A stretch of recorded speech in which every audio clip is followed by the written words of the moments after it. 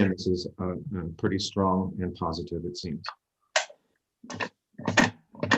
The next question, I think I'm adjusting well to all of the changes that have occurred this year. Again, hey, Brent, can I just, I'm sorry to interrupt, so sorry to interrupt. Everybody else, can you all please stay on mute unless you're speaking, and we'll open it up for questions later. But if everybody could please help us out and be on mute because there's some background noise. Thank you. Thank you.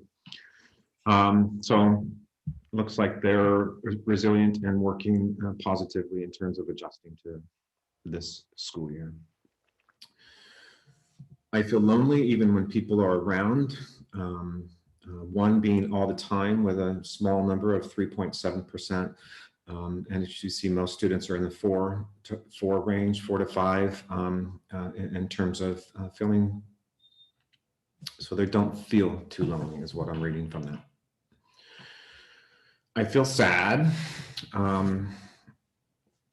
all the time, very small number, and majority it seems it's sometimes and edging into the never side.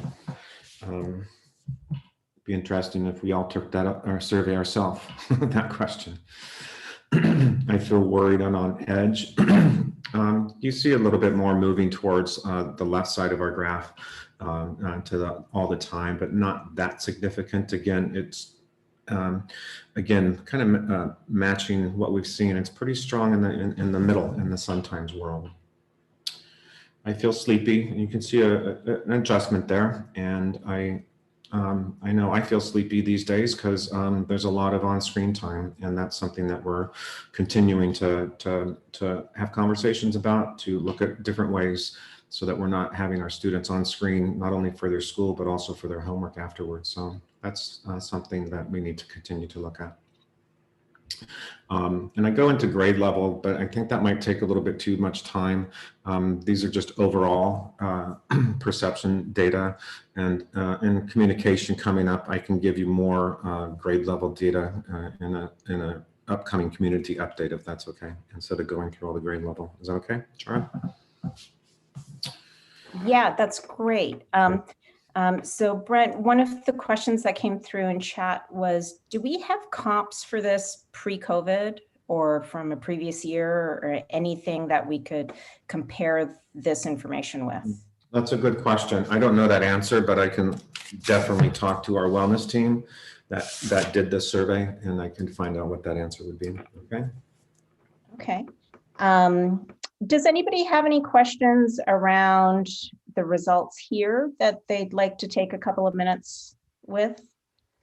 You can either put them in chat, or you can unmute yourself and ask the question, and hopefully that won't get too unruly. We do have over 60 participants, but another question that came in is, can we get a copy of these results? Yeah, I'm gonna, in my upcoming, I don't know if I'll get it to you by today's community update, but I will in the near future share that data out. Absolutely. Okay, perfect. And I think, you know, even at a summary level, understanding the variance between our freshmen and our seniors, and, you know, right, grades in between, that would be helpful. Also, did all of the students complete the survey, or was it optional? This was done in all the advisory classes, and you can see we have 1,567 students. So enrollment is around 2,100, a little above that. So okay, we're missing a few, but we got, I think, a nice representation. Okay, great. And let's see, let's go into some of the questions. Members, participants that are in the audience, feel free to post either privately to me or through to everyone through the chat function any other questions you might have. We have Mr. Klein and Ms. Steingart until 9 o'clock. So thank you. And then Brent, if you want to go into some of the other questions, then we can. Sure. So I have 7 questions in front of me that were that I received this morning. And the first question is, are there changes being made to the Monday schedule? I mean, relative to today to right now, Monday is a continued question and a continued area of focus, so that we are hopefully lessening the synchronized lessons and giving students more opportunities to check in and to kind of prepare them for the week. And so that is a continued discussion moving forward to next semester. You know, there could be some changes to Monday, but at this point, I don't have any significant changes that I can share with folks at this point. The next question is, how can I address to the reducing the academic stress and anxiety and unfair grading system under the extremely stressful time? And it talks especially about math. I mean, there's a specific math question that I sent out to the math department this morning once I received this. So I will continue to get more information. And it is, again, this is an ongoing conversation. How can we can't do what we used to do, and we need to continue to learn as adults and our teachers in our classrooms how we can make adjustments and increase the level of flexibility. I know specifically with the math department, I'm meeting with the entire department to have these conversations, and especially what it looks like with Monday.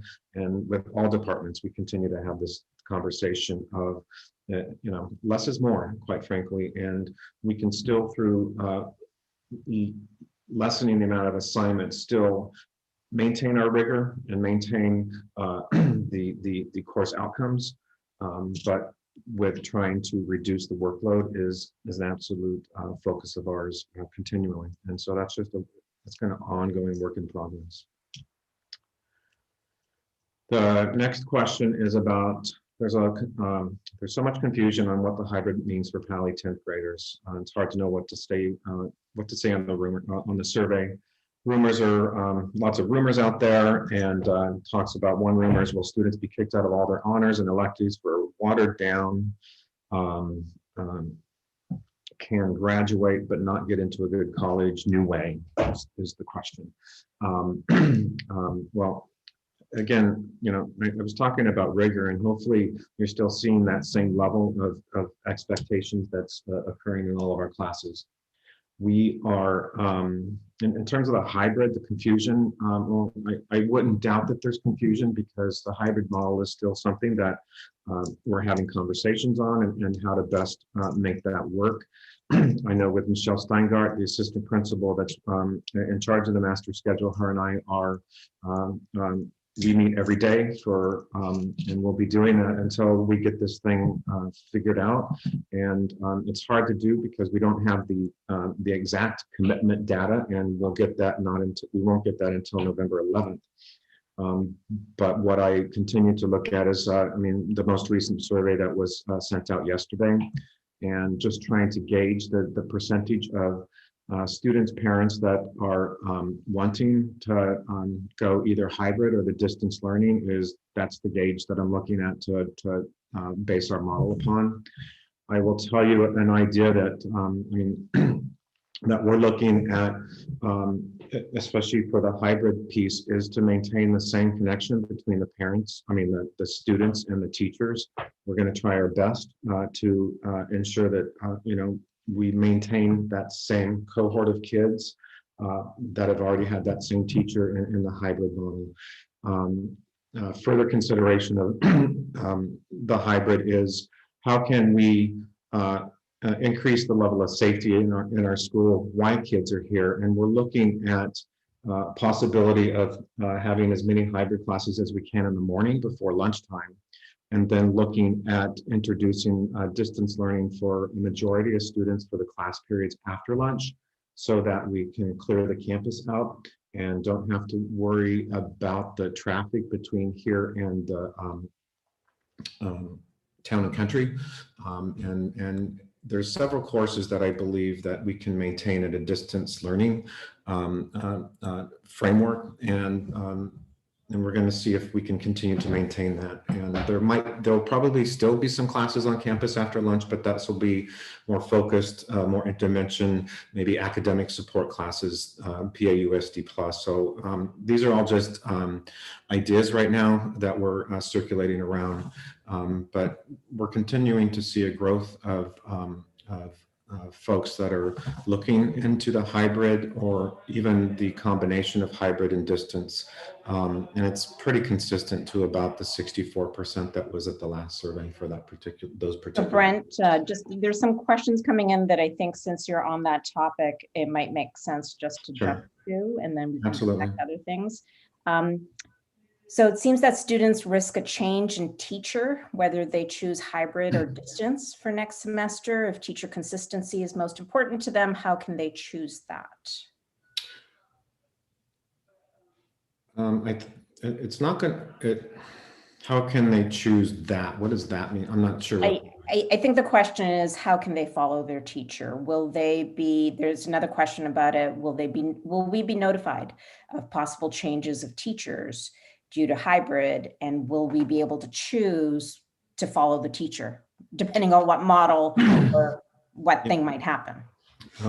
Yeah, I mean, I think what's going to come first is the data. I mean, we already have the data. I already have, of course, students already have second semester classes, and majority are year long. And yeah, it is our goal to maintain the student with the same teacher. And it's a lofty goal, but that's something that we're going to continue to look at to ensure that. At this point, there is no system in place for a student to follow a teacher necessarily. The schedule is going to, as all master schedules are, they're created by student data or student input and requests, and that's what we need to look at first. And, since most teachers will be returning back in the hybrid, there might be a few not returning and maintaining distance only because of health reasons. And again, that data won't be known for a little while. So we're going to try our best to maintain that same connection that you already have. Okay, and one other question. How can we be sure hybrid will be worth the health risks to student, teacher, family, community?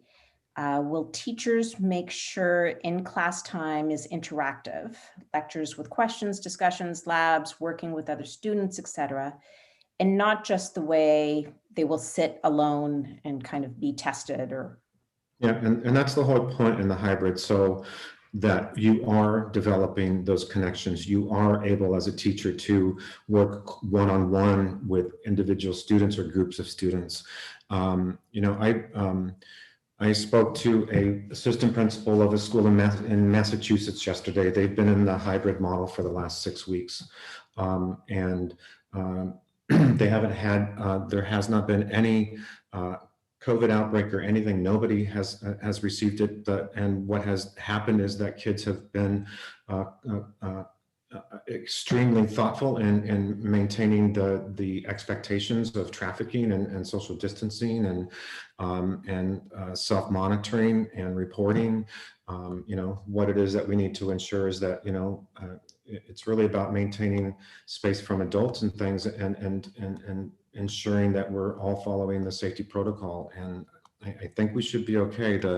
I went on visits to our elementary schools that have opened, and I have seen nothing but positives in terms of student teacher interaction in their classroom, as well as how they moved around the campus. I mean, they're doing an excellent job, and that's a lot because of the work that has been done prior to anybody returning, which is where we're entering right now, is to getting everything set up. Okay. I'm going to do a couple more questions around hybrid, and then I also have a bunch of questions around what's happening right now. So can we choose hybrid for only some classes, art studio, and possibly distance learning for other classes that can be taught better via distance learning? And just in response to that, the latest survey that just went out yesterday is asking that exact question of all of our parents and students as just for the high school survey. So, but Brent, please go ahead and address what you know.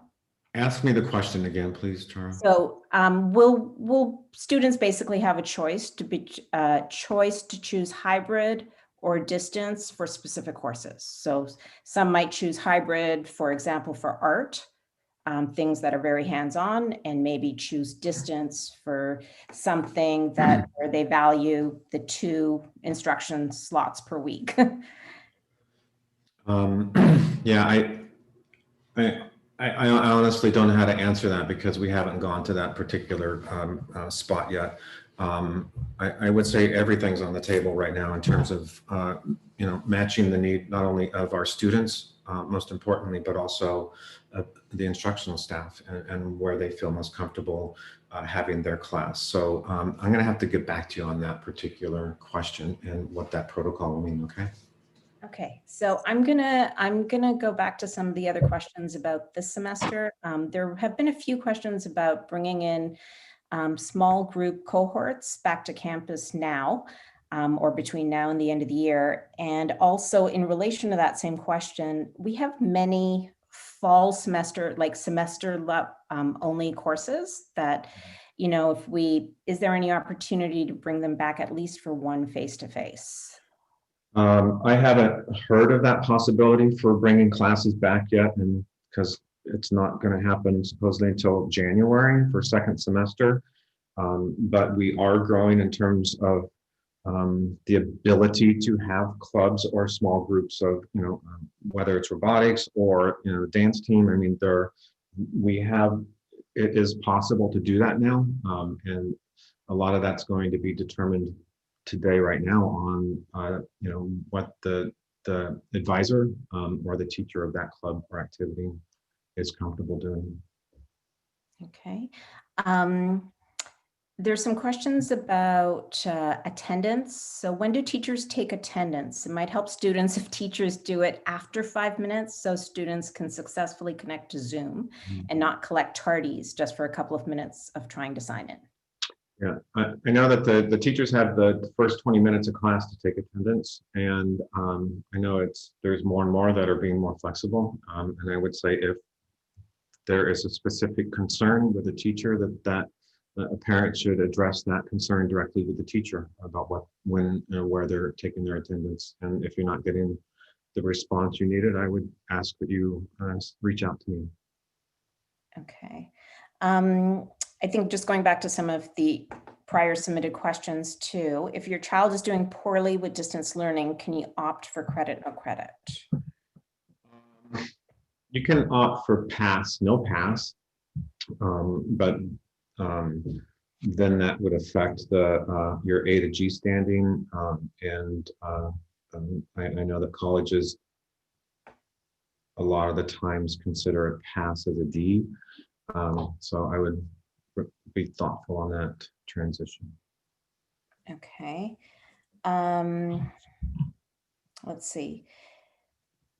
Going back to the DNF report and some of the results that were shared at the board meeting, it seems like 10 to 20% of secondary students appear to be failing in distance learning. I guess, can we offer better options for these students?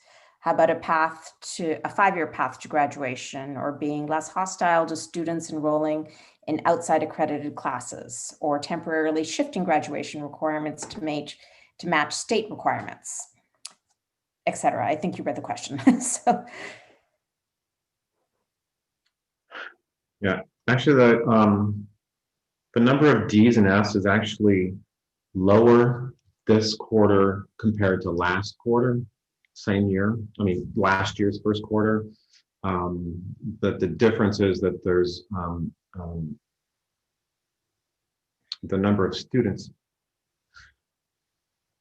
What am I saying? But it's the God, what I don't have it in front of me. It's not that different from last year, actually, and it's about 40 to 50 students that have a little bit more D's and F's. I know, I mean, luckily it's the quarter grade that isn't the grade of record, and I think that there'll be some significant changes as students are able to get more assignments completed and a greater sense of flexibility with the teachers.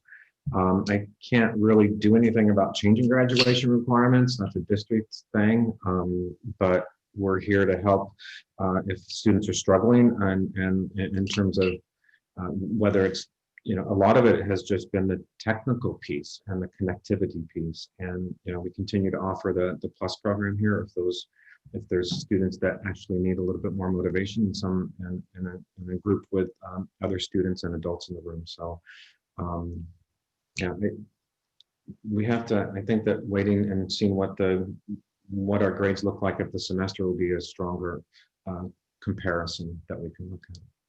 Okay. I think this is along that same vein. From the earlier material you presented, most of the students are resilient and doing well. How is Paly supporting the 50 to 80 kids on the left side of the graph? So, and I think you hit on some of those points, but if there was anything else. Yeah, our wellness staff has been reaching out to a significant number of students. If there's students that are struggling, they're continuing to be referred to their counselor, their administration, so that we can kind of reach out to them. We're trying our best to reach that small number of students. The survey results, those students that are significantly on the left side have been already contacted or will be contacted by our wellness staff. They've already been reaching out to students based upon this survey, which is the exact reason why we did it, so that we can see who we can target in terms of support. So there is things happening already. That's great. A couple of other questions here. So has there been any conversation about finals, what that schedule might look like, the length of the finals, teacher flexibility, any more details around what our finals are going to look like? There has. I believe if I'm not mistaken, I believe the final schedule might be already on the website. The final schedules, we're maintaining the same bell schedule that we have right now. And it's going to take Tuesday through a finals week, Tuesday through Friday to get through finals. And so for instance, on the first day of finals on a Tuesday, it would be periods 1 and 3 that have finals. And then the expectation for periods 2 and 4 on that day is no new material, even lightening up and going to more of an asynchronous event. I mean, so we're trying to, provide students more of a focused opportunity for finals. And meanwhile, the other 2 periods, if they have that same day, it will be less stressful and not as much expectations instead of, no new work at all. So more of a review and such. Okay. Let's see, a couple. I'm also advocating for actually no finals and looking at different ways for actually assessing students, more of an ongoing assessment process. So I think that you will see less finals this semester, quite honestly. Okay.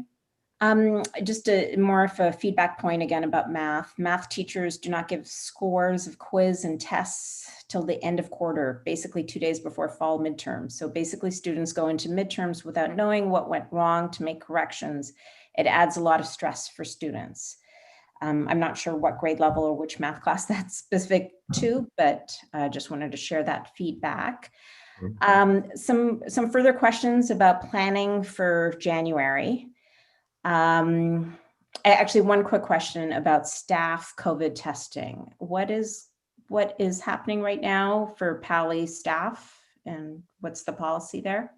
The district does, the district can, through the staff members through the district partnership with Stanford, can get testing, and it's on specific days at various sites. We will soon have it at each school. So staff members can get tested by our nurse if at all necessary. Okay. On hybrid, how will teachers handle planning for 2 groups at once? Seems like double planning or more, given the different groups meeting on different days. It is. Yes. Yes. Yeah, we'll let you know how that works in terms of the planning. I know that there's a lot of skills and techniques that all of our teachers have learned in these few short months that will be able to carry over. It's hard. I can't answer that right now because I'm not the teacher in the room thinking about that, but it's certainly topics of discussion that we'll be having ongoing as soon as next week. And it's already been happening. More news on that later, I think. Okay. There's a question here about the entry protocol for students. Like, I believe that means coming onto campus.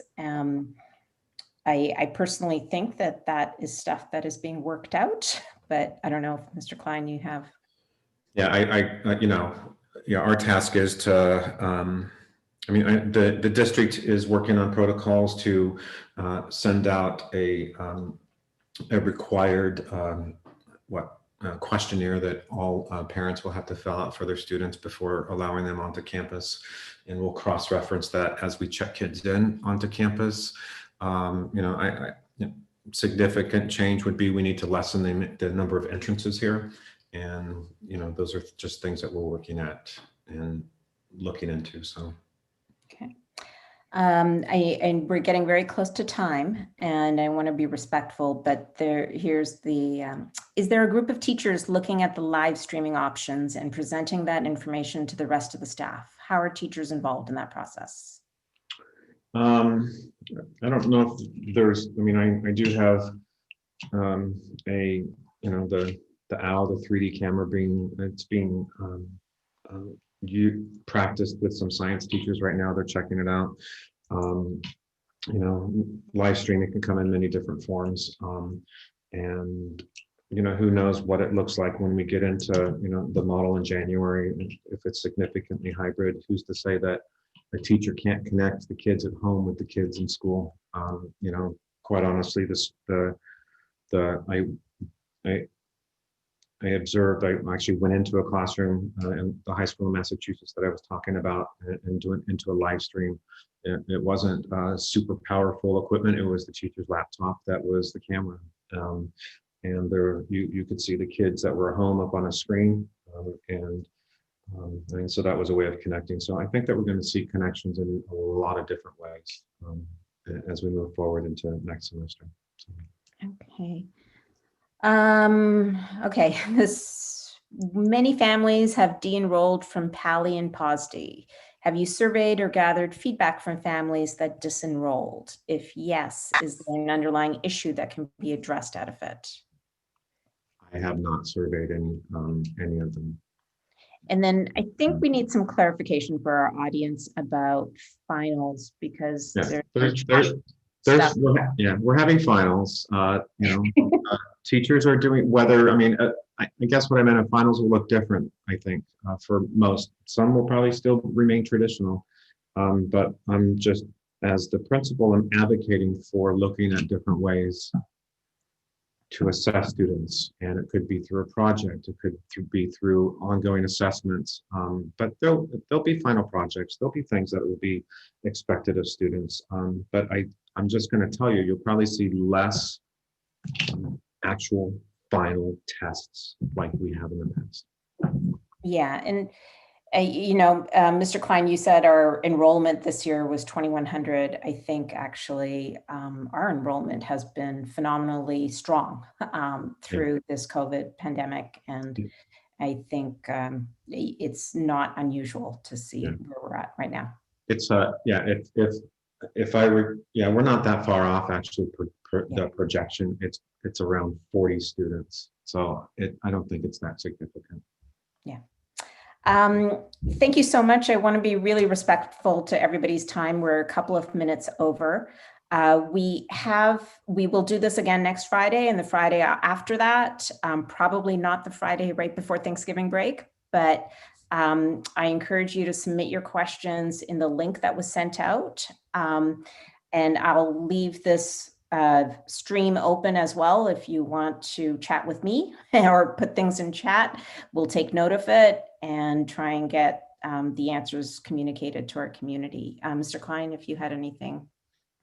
Yeah, I mean, if you're feeling that you're not getting your answers to questions that you have, feel free to email me. I tried my darndest to, especially getting back to parents, as quickly as I can, or else they start getting buried. My email account has never seen this many emails in a long time. So have some patience, but I'm here to help answer it or clarify anything. And I just want you to know that we're trying our best to have a seamless transition. And um, I'm excited of the potential of bringing life back to our school.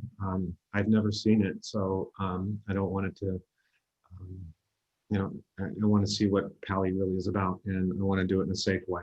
And I guarantee you that as the principal, I will ensure that we'll follow the protocols that are provided to us and do as much as we can to make everybody feel safe and welcoming and continue in a strong education, because they're great teachers here, and the students that I've met are super cool and great, and I want to make sure that we maintain that Paly tradition. So I'm looking forward to it. It's been very interesting to say the least, but lots of great people to work with, especially you as the parent community.